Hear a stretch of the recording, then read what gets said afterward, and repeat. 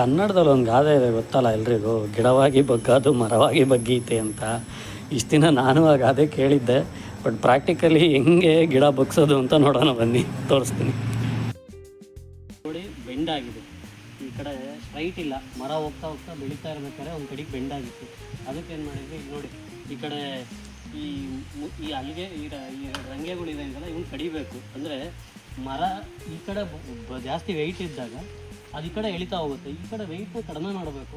ಈ ಕಡೆ ವೆಯ್ಟ್ ಕಡಿಮೆ ಮಾಡಿದರೆ ಆಟೋಮೆಟಿಕಾಗಿ ಈ ಪೋರ್ಷನಿಂದ ಮೇಲ್ಗಡೆ ನೋಡಿ ಸ್ಟ್ರೈಟ್ ಆಗ್ತಾ ಹೋಗಿದೆ. ಅದೇ ಕೆಳಗಡೆ ಇದು ಸ್ವಲ್ಪ ಆಲ್ಮೋಸ್ಟ್ ಇದು ಅಂದರೆ ಈ ಕಡೆ ಬೆಂಡ್ ಆಗಿದೆ. ಅದೇ ಈ ರೇಂಜಲ್ಲಿ ನೋಡಿ ಇದು ಹೋಗ್ತಾ ಹೋಗ್ತಾ ಸ್ಟ್ರೈಟ್ ಆಗಿದೆ. ಇದಕ್ಕೆ ರೀಸನ್ನು ಈ ಕಡೆ ಒಂದೆರಡು ಕಡ್ದಿರೋದು, ಅಂದರೆ ವೆಯ್ಟ್ ಎಲ್ಲ ಈ ಕಡೆ ಏನೂ ಇಲ್ಲ, ಮರ ಆ ಕಡೆ ಎಳಿತಾ ಹೋಗುತ್ತೆ.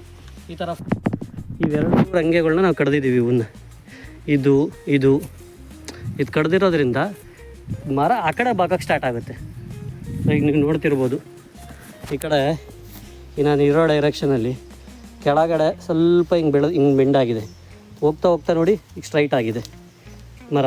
ಸೊ ಅದು ಕಾರಣ ಈ ಕಡೆ ಕಡ್ದಿರೋ ಎರಡು ರಂಗೆಗಳು ಸ್ವಲ್ಪ ಒಂಚೂರು ಸ್ಟ್ರೈಟ್ ಆಗೋವರೆಗೂ ಆ ಥರ ಕಡ್ದುಬಿಡಿ.